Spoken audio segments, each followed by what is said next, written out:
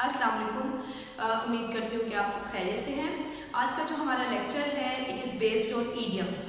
Punjab university के 4th year final के जो एग्ज़ाम्स होते हैं, चाहे वो BA इंग्लिश पार्ट 2 है या ADP arts part 2 4th year का एग्ज़ाम है, उसमें आपसे ईडियम्स पूछे जाते हैं। 10 मार्क्स का ये क्वेश्चन होता है और इसमें आपने एक ईडियम जो आपको जो ईडियम्स दिए गए हैं, हर ईडियम को इस तरह से अटेम्प्ट करना है कि you have to make sentences, इस तरह के सेंटेंसेस जिसमें आप इन ईडियम्स का इस्तेमाल करेंगे। और वो सेंटेंसेस जो हैं वो आपने इस तरह से बनाने हैं, वो जुमले ऐसे होने चाहिए कि दिए गए ईडियम का जो मतलब है it should be conveyed, it should be quite clear कि उस ईडियम का मतलब क्या है। तो without any wastage of time let us start. अभी आज का जो मेरा लेक्चर है इसमें मैं आपसे कुछ कॉमन ईडियम्स जो हैं वो शेयर करूँगी और उनको एक्सप्लेन करूँगी ताकि आपको मालूम हो कि उनका मतलब क्या है। और ये क्वेश्चन इसलिए भी इतना इम्पॉर्टेंट है कि सिर्फ ईडियम्स और करेक्शन, ये दो ऐसे सवालात हैं जिनमें अगर आपका आंसर करेक्ट है तो आपको मुकम्मल तौर पे यानी कि यू गेन फुल मार्क्स। अगर आपसे 5 ईडियम्स जो आपने अटेम्प्ट करने हैं उनके लिए अगर आपके आंसर बिल्कुल ठीक हैं तो आप मुकम्मल तौर पे 10 मार्क्स आप उस पर गेन करते हैं। अदरवाइज जो हमारे 10 मार्क्स के क्वेश्चंस हैं, एप्लीकेशन है, एसेज हैं, एसे राइटिंग है, प्रेसी राइटिंग, ट्रांसलेशन, जो कुछ भी 3rd या 4th ईयर में इंग्लिश में से आता है उन सब में मार्क्स आपके डिडक्ट होते ही हैं। स्कोरिंग, अगर आप चाहते हैं कि कुछ ऐसी चीज़ें जो स्कोरिंग हो और आपको पता हो कि आपने उसमें कितने मार्क्स गेन किए हैं, तो वो सिर्फ और सिर्फ ईडियम्स या फिर करेक्शन है, ठीक है। इसलिए ईडियम्स बहुत इंपॉर्टेंट हैं। ऑलमोस्ट 700 ईडियम्स ऐसे हैं जो आपको आने चाहिए। उनकी तैयारी के लिए टू द पॉइंट की बुक है, इसमें से आप पढ़ें। डोगर्स यूनिक जो है उनमें से आप पढ़ सकते हैं। प्रोफेसर ज़ियाउर रहमान की किताब है। इन तीनों में जो ईडियम्स दिए गए हैं उनमें बहुत ही कम ऐसे ईडियम्स होंगे जो इन तीनों में वेरी करेंगे, डिफरेंट होंगे। लेकिन अगर आप ये तीनों बुक्स जो है प्रिपेयर कर लेते हैं तो आप इजीली 10 मार्क्स इसमें गेन कर लेते हैं फॉर श्योर, ठीक है। तो अभी मैं जो आपसे ईडियम्स शेयर करूंगी, मैं वो most important and most common idioms share करूंगी जिनका मालूम होना आप पे लाजिम है, जो हर सूरत में आपको आने चाहिए। So number one we have at home in. At home in का मतलब होता है when you are quite able at something, ठीक है, आप किसी चीज़ में माहिर होते हैं, ठीक है। तो इसका सेंटेंस हम यूँ बना सकते हैं, she is quite at home in mathematics, यानी मैथ्स में वो बहुत माहिर है। And the next one is at daggers drawn। तो इसका सेंटेंस हम बना सकते हैं, these two brothers are at daggers drawn with each other just because of this piece of land, piece of land। Okay, the next one we have is in black and white। it means in a written form, तहरीरी तौर पर, please let me know the updates regarding this project in black and white, ठीक है।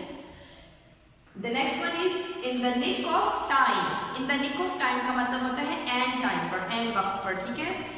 He refused to help me in the nick of time, यानी and time पर उसने मेरी help करने से इनकार कर दिया। In the twinkling of an eye, he was done with his assignment in the twinkling of an eye, यानी उसने अपनी असाइनमेंट फौरन ही कर ली, बहुत जल्द। In the teeth of, in the teeth of का मतलब होता है मुखालफत में।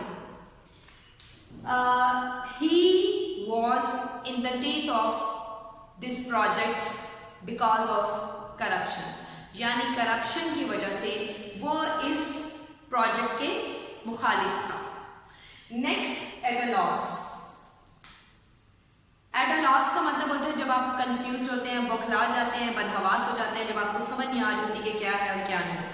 तो he was at a loss because of the mystery in this situation, या आप ये कह दें इन दिस केस, ये ज्यादा बेहतर हो जाएगा। He was at a loss because of the mystery in the case, in the murder case, और भी ज्यादा अच्छा हो जाएगा। मर्डर केस में जो मुअम्मा था उसकी वजह से, यानी कि जो मिस्ट्री थी जो रिजॉल्व नहीं हो रही थी, पता नहीं चल रहा था क्या हुआ, कब हुआ, कैसे हुआ, उसकी वजह से he was at a loss. And you can also say I was at a loss when I found my documents missing, यानी जब मैंने देखा कि मेरी इंपॉर्टेंट डॉक्यूमेंट्स मिसिंग हैं तो I was at a loss. Okay जी, the next one is to nip in the bud. इसका मतलब होता है कि आप किसी भी बुराई को यानी किसी भी चीज को शुरू होते ही खत्म कर दें, उसको निप कर दें, ठीक है। We should try to nip any evil in the bud, each evil in the bud, यानी हमें चाहिए कि हर बुराई को, हर इवल को सर उठाते ही कुचल दें, ठीक है। Bring to book, bring to book का मतलब होता है किसी को सजा देना, किसी का मुहासबा करना, उसको सजा देना। The servant was brought to the book because of his negligence, यानी उसकी लापरवाही की वजह से उसको सजा मिली। ब्रिंग टू लाइट का मतलब होता है किसी चीज को जाहिर करना। The real criminal was brought to light after a few days, यानी बहुत जल्द ही, आफ्टर अ फ्यू, थोड़े से दिनों बाद ही जो क्रिमिनल था उसको मंजर आम पे लाया गया। Okay, carry the day, carry the day का मतलब होता है जीत जाना। जब आप आसानी से किसी भी कंपटीशन में, किसी भी मसले में आप जीत जाते हैं। Our cricket team carried the day successfully, और you can say our cricket team carried the day against India. Okay, the next one is come to blows. इसका मतलब होता है जब आप लड़ाई में हाथापाई पे उतर आते हैं, ठीक है। After an exchange of hot words, यानी तलख कलामी के बाद, comma, they came to blows, यानी वो हाथापाई पर उतर आए। The next one is a hard nut to crack. A hard nut to crack का मतलब होता है एक ऐसा काम जो इंतहाई मुश्किल हो। To root out corruption from our society is a hard nut to crack, यानी करप्शन का खात्मा बहुत ही मुश्किल है। Cut to the quick होता है जब आप किसी के जज्बात को मजबूर करें, यानी किसी को हर्ट करें।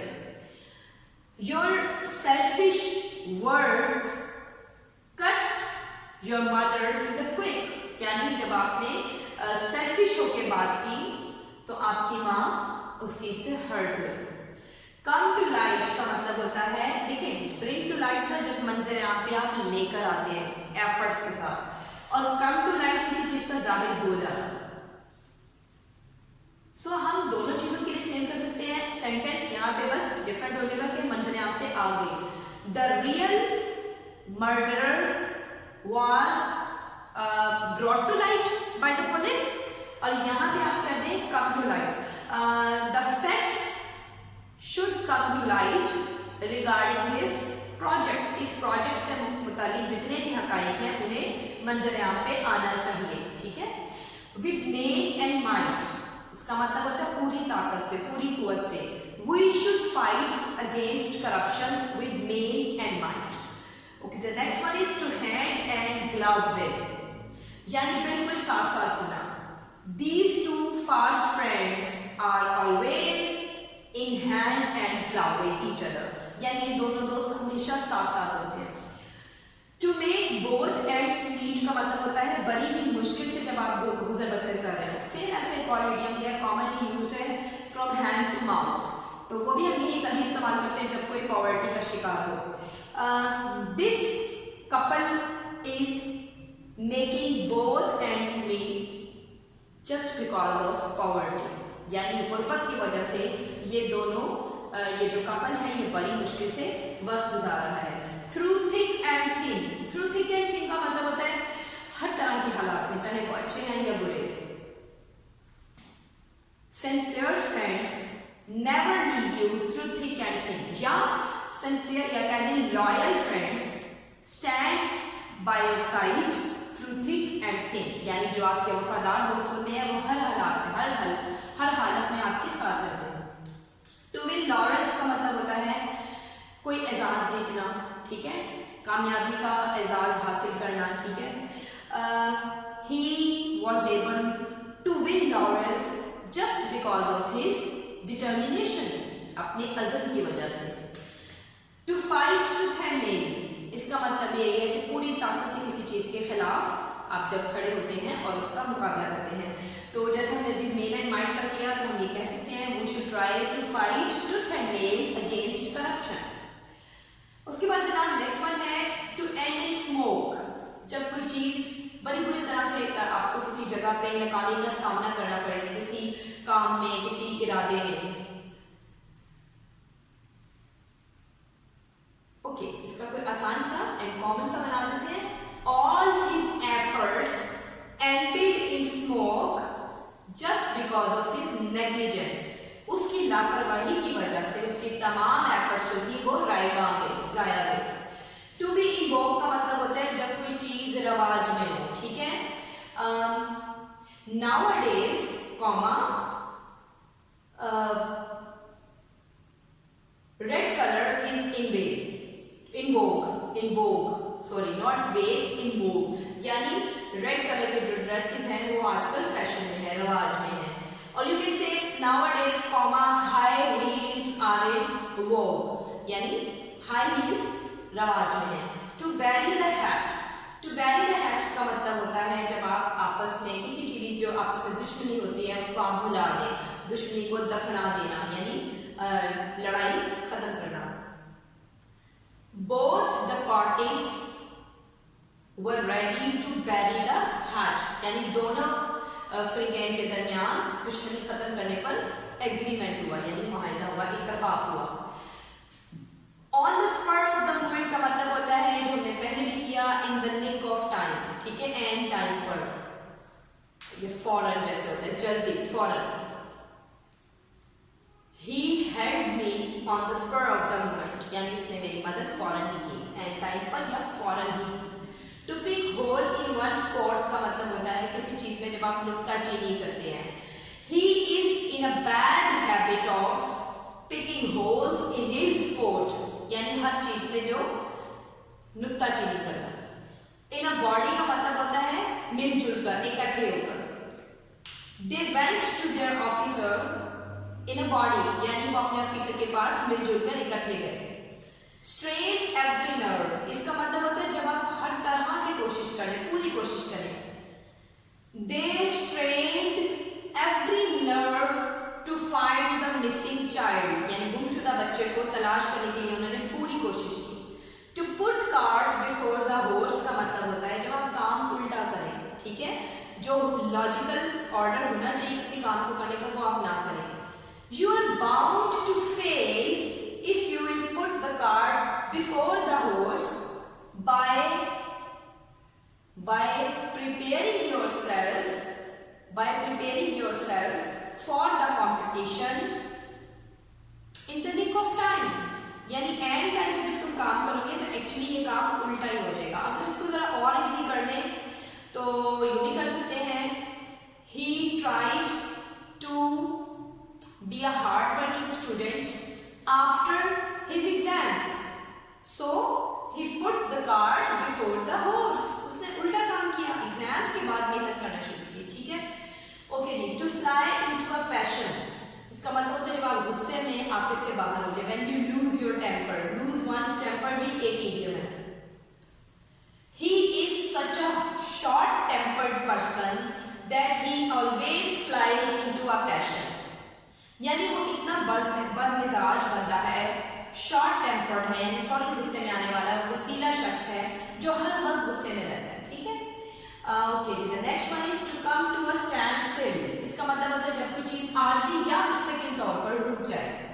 The project of this company came to a standstill because of the shortage of funds, यानी फंड्स की कमी की वजह से। टू गेट विंड ऑफ का मतलब होता है जब आप किसी चीज के बारे में खबर पा लें, किसी चीज के बारे में कोई इत्तला मिलती है। I have just got the wind of his arrival from France, France से उसकी वापसी, उसकी अराइवल की खबर मुझे जल्द अभी मिली, ठीक है। I have just got the wind of फ्ला, ठीक है, न्यूज मिली। टेक टू हील्स का मतलब होता है जब आप भाग जाते हैं किसी जगह से, रफू चक्कर हो जाते हैं, भाग जाते हैं। The thief